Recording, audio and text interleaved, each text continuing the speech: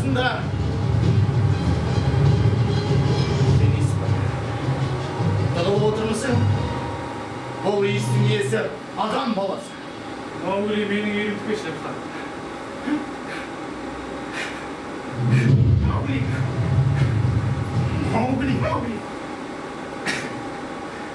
Onun yesimi var mı?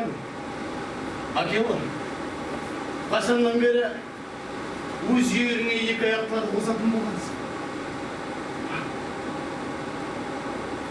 Естеріңе сала кетейін. Халықтың ғана, мына бетіндегі шығын ересек адам болсын. Ол бала өзі ересек адам атқан. Джунглиде ұзақ уақытқа кеткенде барлығын джунгли заңын ұмытпай деген екен. Заң туралы не білуші? Ракша. Көңіл көтеру үшін аң аулайсың, күш көрсету үшін қырасың. Заңға қашан бағынбайды? Шерхан, бала менікі, тек қана менікі. Сондықтан қане? Жоқ.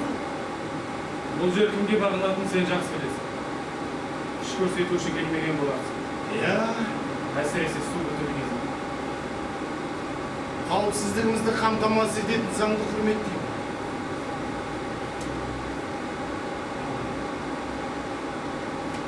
Ертең жаңбыр қайта жауады. Өзендер суға толады.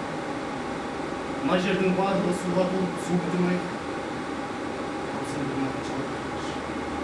Ана адам баласы үшін қанша жан құрған? Мән бермеңдер.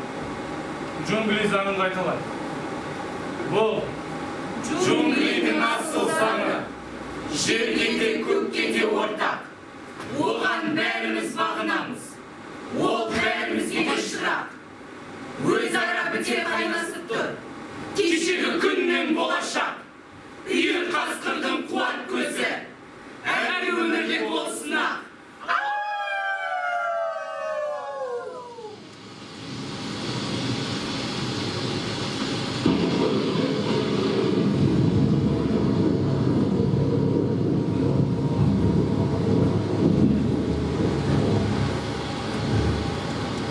Жаңбыр да жауды.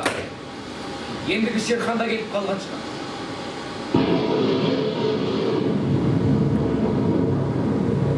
Мама. Мен кетемін. Мен үшін өзгелердің жапа шеккенін қаламаймын. Кері қайт, мал! Адам баласы адаммен бірге болады. Біз оны қасқырет тәрбиеледік.